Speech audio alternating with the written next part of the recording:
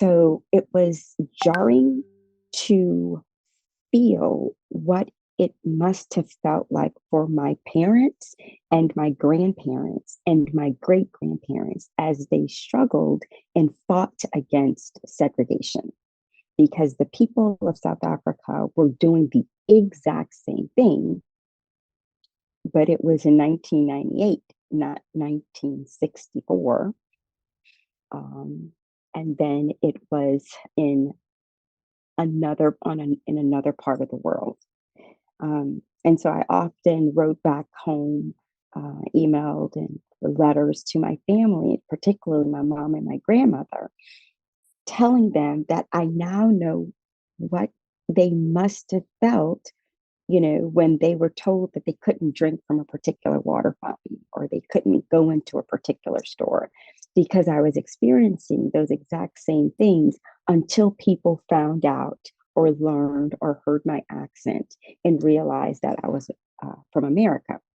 Once that happened, it was a complete 180 shift in engagement, right? It was like, okay, so you're not African, you are American, and we believe that you could help us. So it was really interesting. It was really interesting. That's cool. That's cool. Right. All right. Now you went there with a research, right? To study something. Tell me something more about those research. What did you find? How did you approach the people? What were you looking for in terms of um evidence? Evidence of Yeah. what were you looking for? So what I was looking for was to find out if things were better, different, or worse for women who were interested in pursuing sports, um, whether it was on the collegiate or professional level.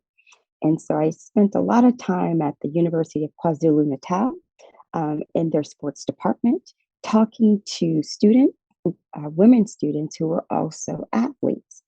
And, what we found again, or what I found was the similarities in how, men's sports were the dominant sports. Those were the sports that received the most um, financial support, the most media coverage, the most excitement.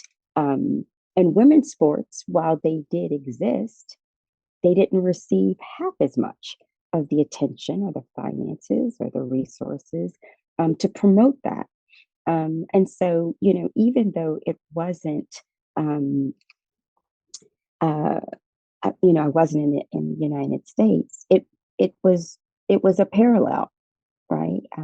Speaking to a lot of women athletes who were just as capable and talented and strong and skilled, as their male counterpart athletes. They just were not receiving the same amount of attention. All right, now Yeah. looking at the diaspora community again, because that is where you are part of. No, you are in Louisiana. You are an American, yes, but you are an different kind of American. No, in that we look at ourselves as a group of people, no, that have a sort of um, we have a common destiny, if we want to put it like that. It doesn't matter wherever you might find yourself on the face of the earth, as long as we are the sons and daughters of Africa, we look ourselves from this light.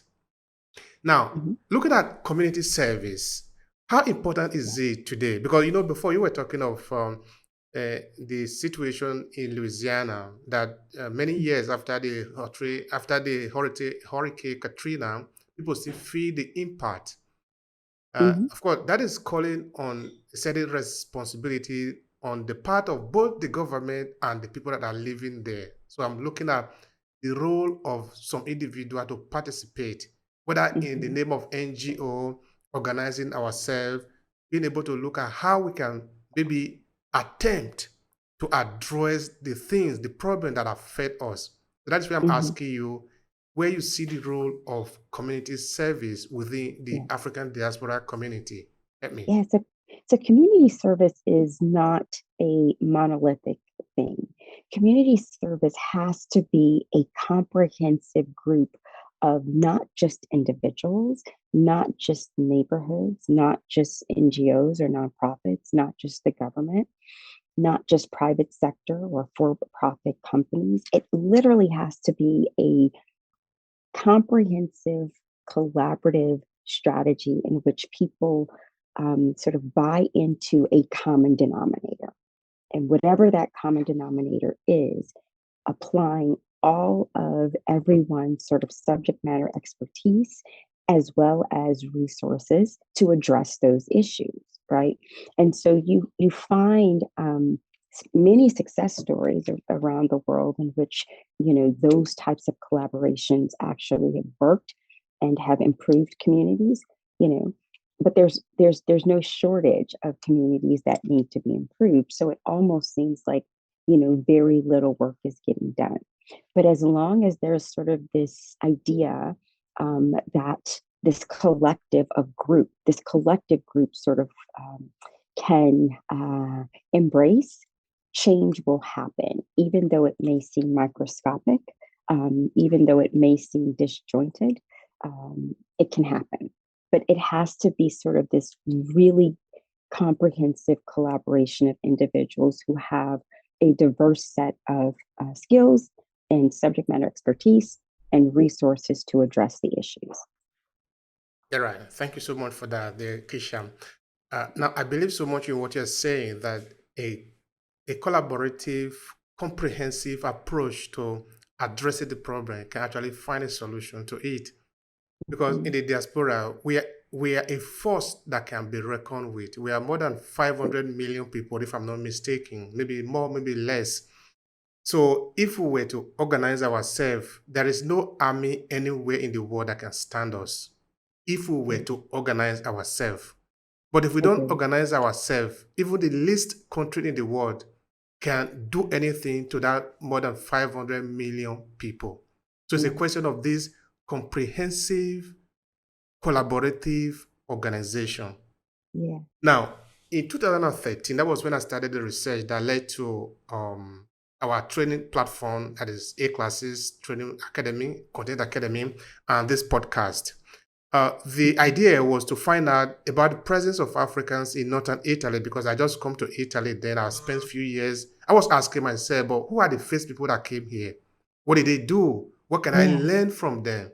Because the story is very important now, in that right, if you don't tell your story, you risk leaving that chance to somebody else to tell it for you. And you are that's going to right. have to pray that that person must have your interests at heart. Otherwise, there is a huge risk to you. All That's right. So what I found is that within the community, whether you are looking at Italy or in some other parts of the world, the US or UK or in Canada, where you have a huge African diaspora community, the problem is the same. So the hmm approach is going to be more or less about the same. Either we need right, this collaborative, comprehensive approach to address the problem. It's not right, that the people really are missing. It's not like there is no education at all. It's not that there are people, the people do not know anything at all. But what I am saying, I'm suggesting is that why don't we collaborate more? Why don't we uh, mm, put in a lot of knowledge that we already have at the service of the community? I'm not saying for free. That is not what I right, mean. But that our community should be the centerpiece of our agenda, yeah, that we should plan to own the businesses in the community, yeah, train the people so that they can control the community. How yeah, do we go about this? So that when something happens, of course, hmm we will always ask for the help of the general government. You are in right, UK, ask for the help of the UK government, for example. You are in US, ask for the help of the federal government. But beside that, the community can have something of their own to sort of right, intervene. That is where I'm going. How could we yeah. do that? So I'm going to answer this question with a statement, right? And that statement is united we stand, divided we fall, right? United we stand, divided we fall. And when you have a community that is united, meaning that there is a common denominator that we all have embraced, a set of core values that we all believe in, sort of a strategy that we have all decided to work towards, we're united, right? And you can actually affect change. But when you have competing priorities, particularly in communities where resources are limited, there is no interest, or I shouldn't say that there's no interest there. The interest is buried underneath what the immediate most pressing needs are.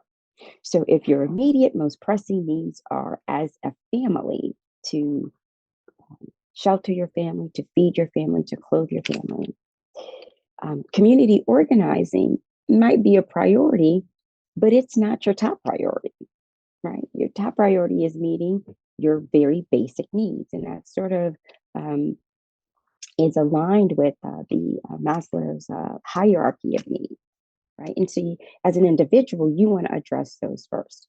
But if you have a community that has sort of a diverse group of individuals who don't have the sort of same needs, you're not going to create sort of a unified approach to addressing what the real issues are. It's going to be fragmented. And that's what you see around the world. You see fragmentations of work that is being done to address the needs of some, but not the needs of all, right? And so, as long as there is this sort of inequality in terms of access to resources, we're going to struggle with this.